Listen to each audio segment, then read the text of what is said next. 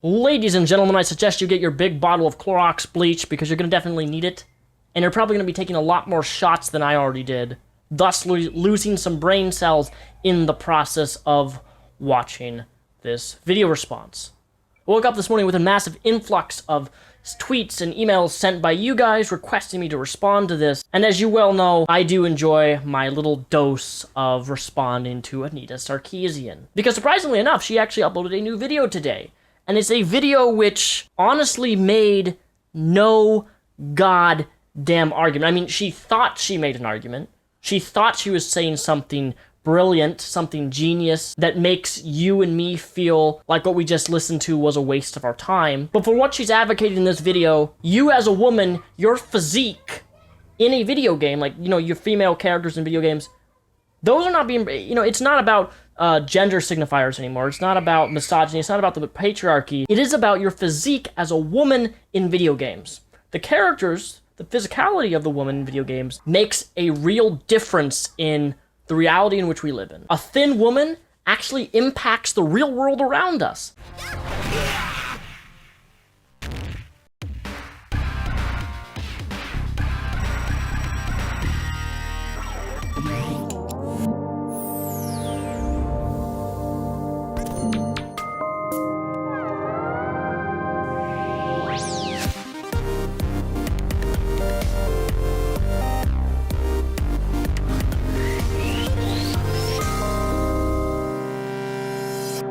At their annual BlizzCon event in 2014, the wildly successful game studio Blizzard Entertainment showed off a new game they had in the works called Overwatch. And from that first reveal, it was clear the appeal of Overwatch resided in its cast of characters, a diverse assortment of heroes, each with unique traits and abilities. The roster revealed at BlizzCon included men and women, sentient robots, and super intelligent gorillas. However, for all the apparent variety and diversity in the heroes Blizzard showed off at the game's debut, there wasn't much diversity to be seen in the body types represented by the female heroes. Now I'm going to stop you here, Anita, because I already predicted where this was going to go. And as I watched this, it goes exactly where I thought it would. As someone who has over 500 hours in Overwatch, as someone who loves the game, who got competitive, I have to brag a little bit. I got 71 competitive in Season 1 of Overwatch. I'm very proud of that. That's fairly good. I almost got in the top 500. But I feel as if, and this doesn't make me right, by the way, but I do feel as if I'm very qualified to talk about one of my favorite games. And you, Anita, being the person you are, who doesn't, for the most part, even play the games that you actually talk about, I don't feel as if you're really qualified to criticize something, but you know what? I will give you the room to criticize this game. Just this one simple time, and because I'm letting you do that, I have to show that you're wrong on your criticism of Overwatch. Much less your entire video here criticizing the physique of women in video games. Like, who the fuck are you to criticize the physique of a woman? The male characters introduced that day included the towering knight Reinhardt, the sturdy engineer Torbjorn, the agile archer Hanzo, and the hulking simian scientist Winston, among others. The 5 female characters introduced consisted of the slender adventurer Tracer, the slender healer Mercy, the slender support character Symmetra, the slender sniper Widowmaker, and the slender but well-armored security chief Farah. Overwatch was hardly alone in having all of its female characters share a similar physique. In Ultra Street Fighter IV, characters such as Dalsum, Hakan, E. Honda, Rufus, and Vega represent a significant range of male body types. Coolios. There's different body types for men in video games. All of those photos that you just showed are of very buff men. Even the guys who kind of look a little chubby, they got fucking ripped-ass muscles. They're strong fighters. Of those 5 characters, only one is inherently fat. And you know, there's nothing wrong with that character being fat. I actually find it very comedic and funny. Just in the same way that Overwatch has a character known as Roadhog, who is a satirical character, who is a male, who is massively fat with a shotgun and a hook on his arm. He's a funny ass character. He's silly, he's crazy. He has tattoos around his belly button. Satirical characterizations of a character in a video game. Those types of things exist. You don't see men, you don't see women upset the fact that a character such as Roadhog is being presented in such a fashion. Looking at the roster of female characters, however, while some may be a bit taller than others or have slightly larger thighs, not one of them represents a notable departure from the slender body type that has been established as the standard of conventional female attractiveness. You know, at this point, I have to be a little bit blind Because I don't see the difference between, I mean, I do see the difference between these women completely in terms of their physicality, the diversity in their physical form. Look at Cammy versus Chun-Li. Look at their fucking thighs.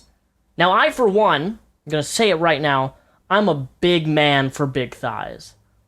I like thighs that touch. I like curvy women a bit bigger. And by bigger, I don't mean obese and I don't mean super, super fat. But like Chun-Li, man, like that's, woo. She got the thighs that could crush her goddamn neck with a simple squeeze. And for some reason, that just really turns me on. But let's not get too sexually cringy in this video.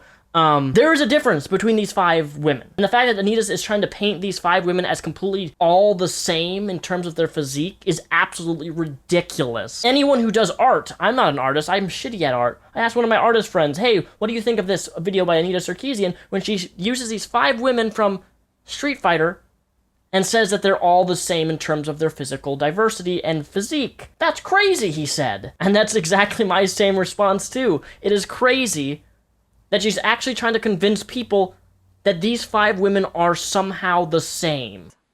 Similarly, when we look at the champions on offer in the hugely popular MOBA League of Legends, we see the designers employing a wonderful range of body shapes and proportions across dozens of male characters, from the classic muscular warrior physique of Taric, to the hefty beer belly of Gragas, to the cartoonishly disproportionate body of Dr. Mundo. There isn't any one male body type that is presented as the standard default male body type, and the value of these characters is definitely not connected to their sexual desirability. No shit, Sherlock. I believe League of Legends has, God, I don't even really play that game that much.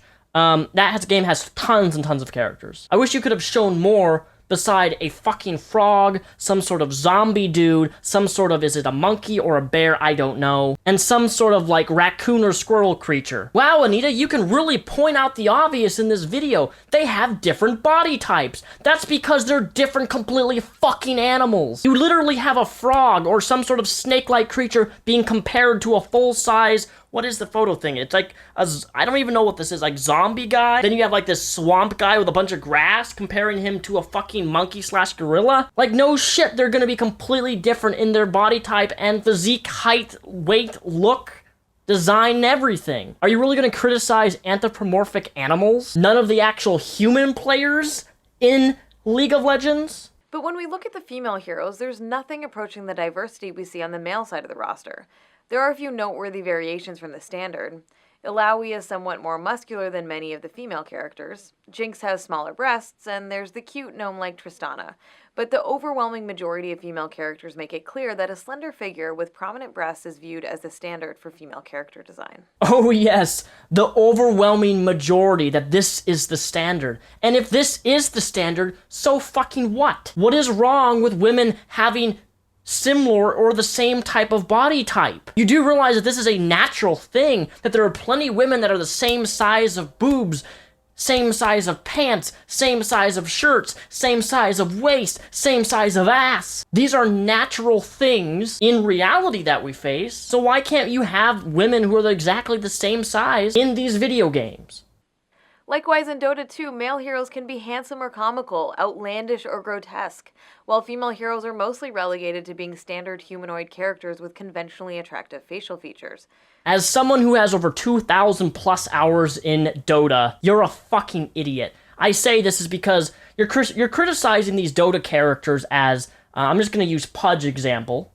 Pudge is a gigantic fat guy, and he has like a hook and like a butcher's claw on his arm. He hooks people similar to Roadhog in Overwatch. You describe these characters as grotesque and comical. You then describe the women as, you know, these really pretty people. They don't really have any grotesque, you know, they don't have like half their jaw fallen off. None of them are fat. Are you seriously suggesting, Anita, that we need a female Pudge in order to combat the fact that Pudge is a really fat character? So you'd be okay with making a female Pudge that's super fat, that has like her breasts like fucking sagging onto her fucking kneecaps. One of her breasts is actually ripped off. She's missing some teeth. She's super obese and fat. You would be okay with them doing that. Because right now you're criticizing the fact that these women are pretty and are not comical and grotesque like the male characters. We men, and I don't even see women, get upset about how these video game characters are presented like this. And we make fun of this. Society makes fun of fat men. But typically, if you touch that realm within the realm of feminism, you make a joke about someone who's fat who's a woman. Oh no, pitchforks up in hand. Where are all the female rock creatures, skeletal priests, and whatever this thing is? His name is Slark. This isn't just an issue in fighting games, MOBAs, and other titles that give players a range of characters to choose from. Female characters across the board are often limited to that same specific body type. I should kill you. Doing all right there? Stay away from her. Sure you want to let him go?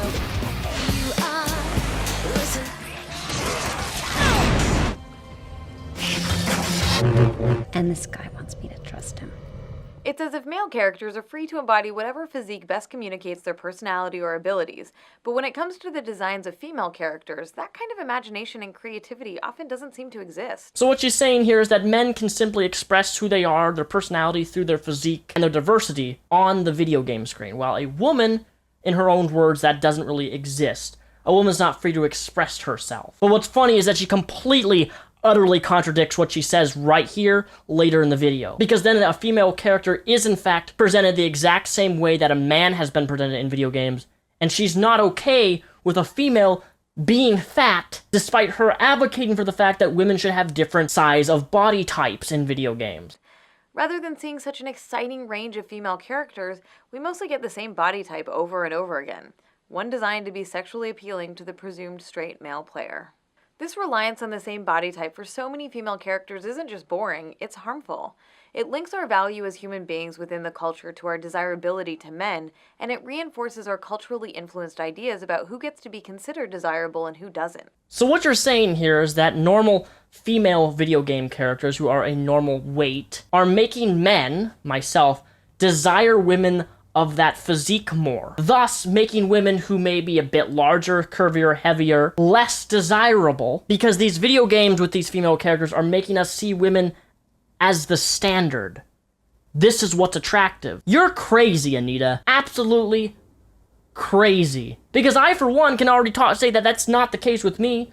Me playing video games and seeing Street Fighter characters all portrayed in a very similar but different physique diversity doesn't make me desire women of that same physique more than women who may be a bit larger or curvier, or in your case, fat. So my personal desirability for women hasn't changed. And I think I can speak for a large majority of men here that you seeing a physique of a woman in a video game doesn't make you only see that physique as desirable because it's a video game. Like, wow, video games cause violence. Wow, video games cause sexism.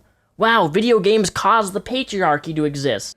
The problem is exacerbated by the fact that when we do see representations of women with different body types, they're often presented as a joke, as in Fat Princess. Or they're pathologized and presented as a twisted transgression of the established feminine ideal, as in the case of the evil lesbian psychopath Joe Slade in Dead Rising. Let's see just how shameless you are, you dirty little skank. Say hello to my little friend. No, not again!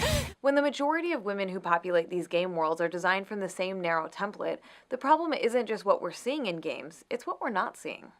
The fact that fat women and women with different body shapes aren't featured in these worlds reinforces the false notion that these women are less valuable and less worthy of recognition than those women whose bodies come closer to matching the cultural beauty standard. You're the only person saying that. Who in the hell is going around saying that women who are a bit larger are not desirable because, well, video games?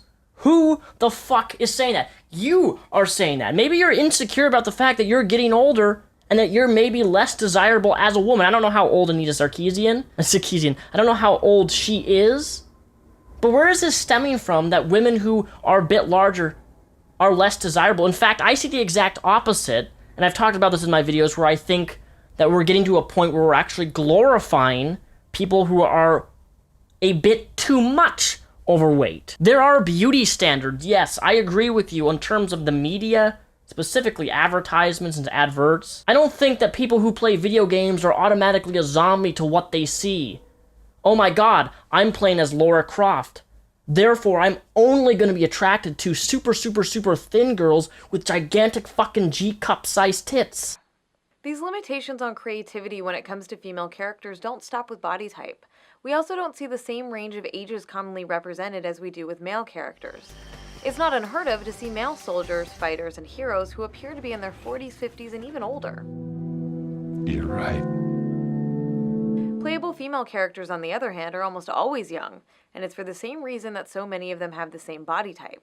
They're intended to be sexually appealing to straight male players. No, video games don't set a desire for me. They don't set a beauty standard for me.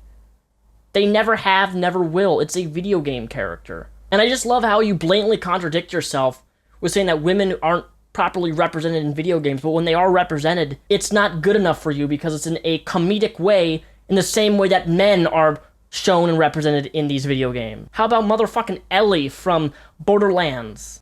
The result is that we have plenty of representations of male characters who communicate that men can continue to be active, vital, and powerful over the course of their lives. Meanwhile, the absence of older playable female characters wrongly suggests that women's value is tied directly to their beauty and youth, and that when they're older, that value is all used up. No, you're the only person who's saying that your value is all used up. What a great way to communicate to women that when they do get older, that their value is used up. Who thinks this way? I have never thought this about anybody. My grandma's 85 fucking years old. I don't think she's any less valuable because she's 85 fucking years old.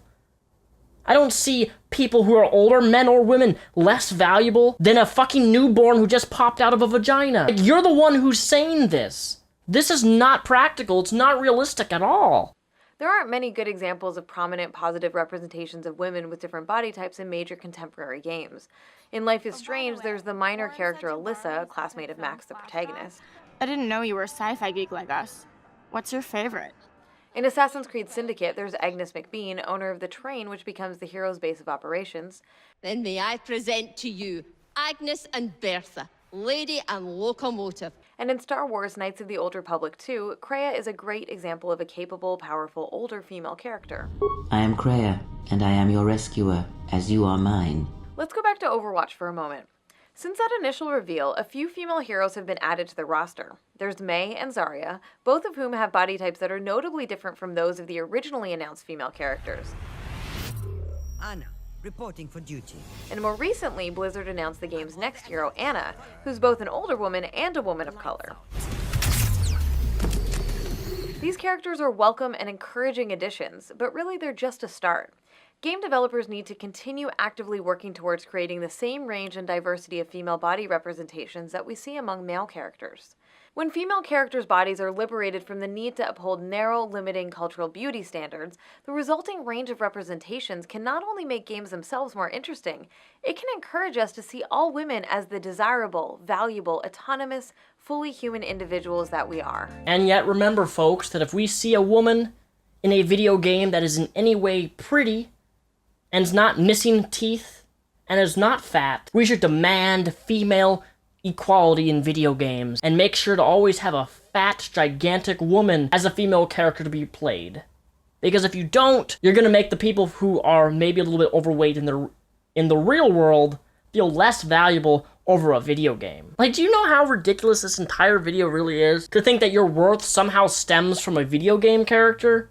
Like, your self-esteem as a man or woman has to be pretty damn fucked up if you're putting your self-esteem and value in how video games perceive different genders. This video is absolute garbage. It's shit. Couldn't be any fucking worse than it already is. My name is Daniel Soulswalk, also known as Mr. Repzion. If you like this video, please give it a thumbs up. This was my official response to Anita Sarkeesian's video on female bodies and diversity. Do you agree or do you not agree? Let me know in the comments below.